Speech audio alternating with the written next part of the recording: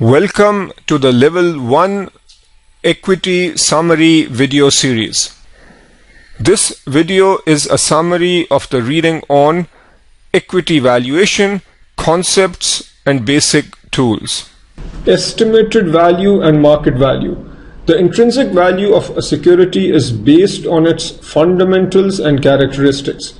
When estimating intrinsic value, you are implicitly questioning the market's estimate of value. So understand these points. When we say a security is overvalued, we mean that the market value is greater than intrinsic value.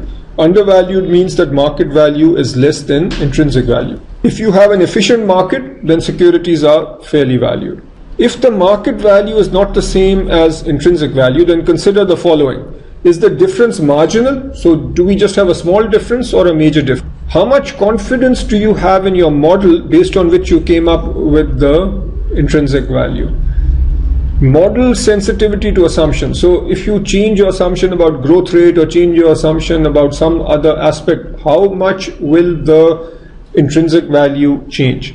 How many analysts are evaluating this particular stock? Will market price move towards intrinsic value? So you believe the intrinsic value is much higher, but do you think the market will also start believing what you believe? Now here is a classic question. You do an analysis. The market price, let's say, is 25, and you come up with an intrinsic value of 35, and there are 50 analysts who are tracking this share. Is it possible that you are the one who made the mistake and the other 50 are actually correct? That is quite likely. So when you get a number that's very different, chances are that maybe it is your model that has an issue. So the best strategy would be to go back, look at your model and see if you've done something wrong. If you are convinced that you are right, then obviously buy the stock.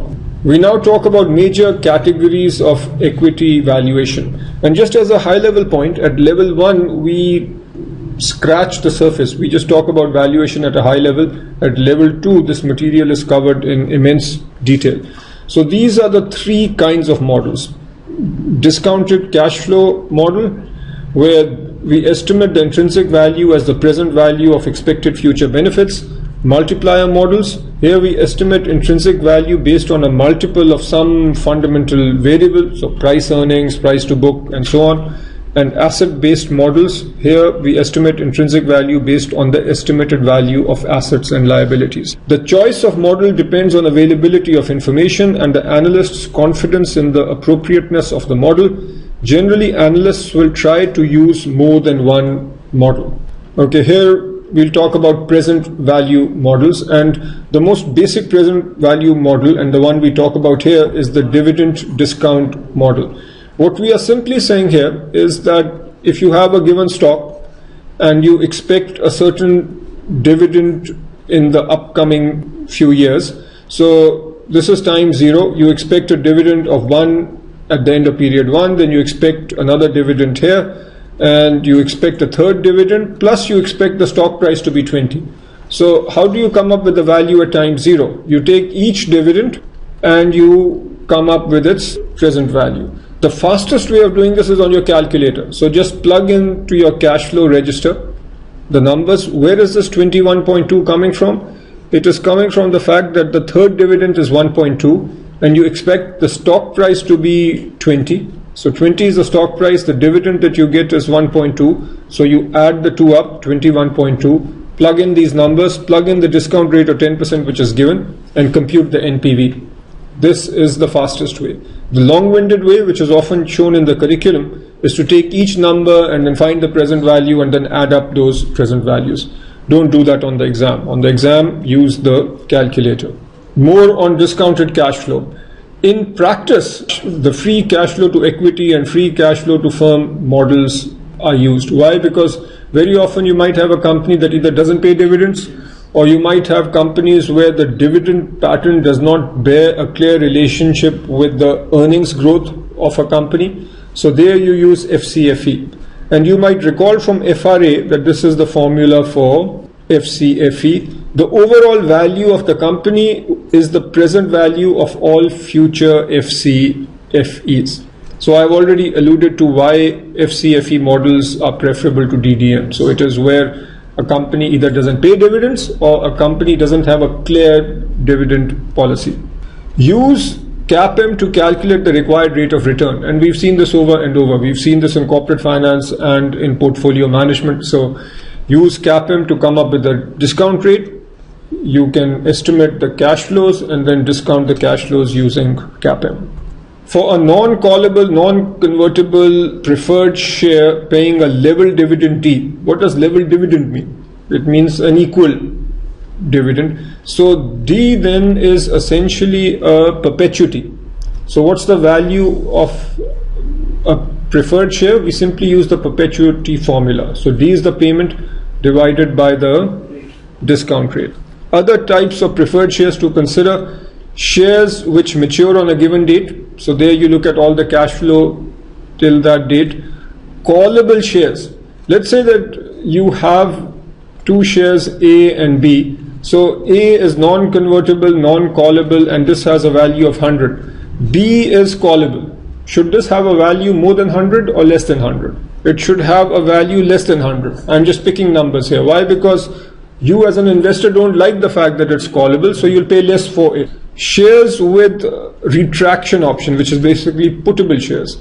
Here you would pay more because here you have the option to give the share back to the company.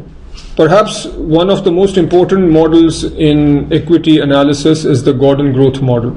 So what this says is the following: if this is time 0 and at time 1 you have a certain dividend D1 and you expect this dividend to grow at a constant sustainable rate of G, then the value at time 0 is equal to D1 over R minus G. Sometimes D1 is not given, D0 is given. Then you calculate D1 by saying that D1 is equal to D0 into 1 plus G. The way you estimate the growth rate is by taking the retention rate times the return on equity. So return on equity is net income over equity. Retention rate is the percentage of the net income that is retained. So if a company has net income of 10 and on average it retains $3 out of 10, then what's the retention rate? It is 0.3. Sometimes what you might be given is the following. You might be given for 3 years, you might be given the dividend. So you might be told dividend is 10, 15, 20. And then you will be told that from here onwards, the growth rate is 5%. So how will you value this company? You will discount the 10, you will discount the 15, and then what you can do is, since this 20 is growing at 5%, you apply the Gordon growth model. So at time 2, which is one period before, this will have a present value of 20 over R minus G. So this 20 over R minus G covers the 20 and all future dividends which are growing at 5%. So you have this number discounted back, 15 discounted back, 10 discounted back, and add those three. That will give you the value. Next we come to multiplier models. The price multiple is a ratio that compares a company's share price with some monetary flow / value for evaluation purposes. These are the classic multipliers. The price to earnings ratio. The trailing PE refers to the price at a given point in time divided by E0, which would mean that if you are at this point in time, you have this price over here divided by earnings over the last year. Forward or leading or estimated PE would be P0, price over here, divided by estimated earnings in the upcoming period. Price to book is price divided by the book value. Price to sales is price over sales. Price to cash flow is price over cash flow. For a growing company, what will be higher, the leading PE or the trailing PE? Note that for a growing company, the trailing PE will always be higher. Why? Because P is the same. For a growing company, the old E is going to be lower, so the ratio is going to be higher. Now you need to understand the relationship between price multiples, present value, and fundamentals. We've already talked about this relationship. This is based on the Gordon growth model. If you divide both sides of this equation by E1, then what do you have? Then you have P0 over E1, this is the leading PE, is D1 over E1, which is the payout ratio, divided by R minus G. So if you look at this question, this is an interesting question where you are given numbers based on which you first need to find the growth rate. So you are told that in 2008 the dividend was 1. Then in 2012 the dividend was 1.8. So in 4 years we went from 1 to 1.8. So you compute the growth rate, which is 16%. Then you do the PE ratio, is the payout ratio, which is given 0.4 divided by R minus G, and you come out with a PE of 10. So make sure you can do this calculation. Justified forward PE estimates can be sensitive to small changes in assumptions. So if we change our assumptions slightly about, say, the growth rate, that will have a big impact on the ratio. The method of comparables. This method compares relative values using multiples and is based on the law of one price. So I'll illustrate a point here that's very important. So let's look at a certain ratio, price to sales ratio. Now, all else equal, you want to buy a stock with a low ratio. Why? Because that's just saying that the price is low per unit of sales. If we were looking at PE, then all else equal, you would want a low ratio, because that is saying that per unit of earnings, the price is low. As long as you are comparing similar things, right? So if you are comparing similar companies, then in this particular scenario, General Motors is looking like the best value, because you are just paying 1 cent per dollar of sales. But then obviously an analyst should go and figure out why this is so cheap, and you then figure out whether you still want to buy this or not. But simplistically, between Honda and Toyota, let's say you figure out that they have the same expected growth rates and are more or less similar. Which one would you rather buy? You would rather buy Honda, because you are paying only 0.49 per dollar of sales. If you look at Canon stock, is it overvalued or undervalued relative to historical levels? So this is where you are looking. So PE is 11.3. This is lower than what it has been in the past. So all else equal, you would want to buy over here because it is undervalued. But as a diligent investor, you need to understand why this is happening. And if you actually go into details, you might realize that Canon is being threatened by the cell phone industry, in the sense that if every cell phone has a camera, then is that good for Canon or not? It's not. So that might actually explain why this multiple has gone down. But all else equal, a low multiple is good. What is the primary difference between PE multiples based on comparables and PE based on fundamentals? The difference is straightforward. With PE based on comparables, you look at the PE of a particular company. So you look, let's say that I also come up with PE ratios over here. Let's say Honda's PE is 10 and Toyota's PE is 12. So I'm deciding whether Honda is good or bad by comparing the PE with another company. If Honda's PE is lower, then I say Honda is relatively undervalued. In the method based on fundamentals, which we saw on the previous slide, the PE is based on the fundamentals of the company. So it's based on the dividend of the company, the required return, the growth rate, and so on. So how do you decide whether or not to buy a stock based on the fundamentals? If you come up based on fundamentals with a PE of 12, you plug in the number. Actually, let's use this. So let's say you come up with a PE of 10. And you look at the actual, or you look at the expected earnings, and this turns out to be 11. Would you buy the stock or not?